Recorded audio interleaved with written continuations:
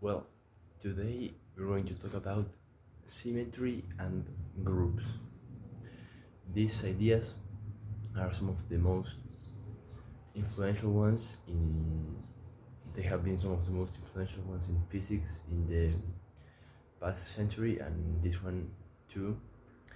And it's basically based around the notion of invariance, basically studying how things behave by analyzing how they remain the same when we change something in our theories, let's say.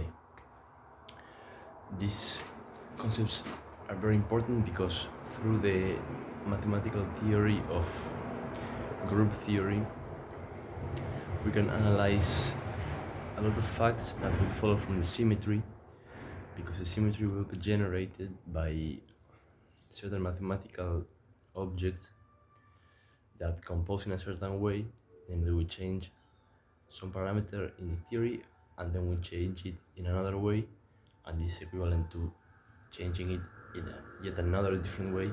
And by studying how these transformations compound, we arrive at what is called a group structure, which is just basically a set of mathematical definitions that define a set and operations defined on it.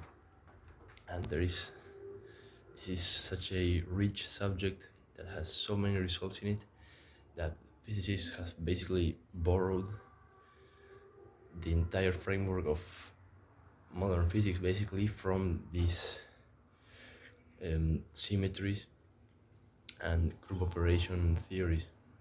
And this has enabled, for example, the construction of the standard model of particle physics of general relativity, which is basically based around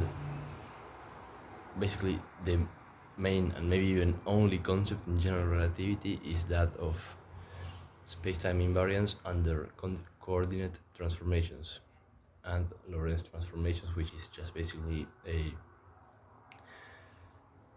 rotation of the space-time axis, let's say, time and space into each other.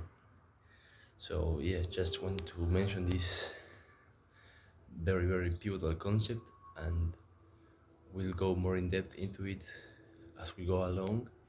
But it's important that you keep in mind that such things as are related to the mathematics of invariance and abstract operations on a set are not just mathematical woo-woo, but can have a pivotal impact on science in general.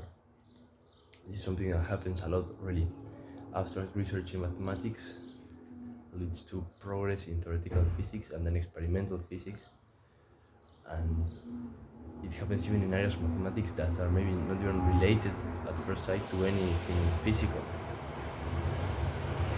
And recently it has started to happen the other way around too. Some physics results, mainly in string theory, have led to the discovery of new symmetries in mathematical objects, and this has led, for example, Edward Witten, I think it was, to earn a Fields Medal, which is like the mathematics Nobel Prize, being a physicist working in string theory.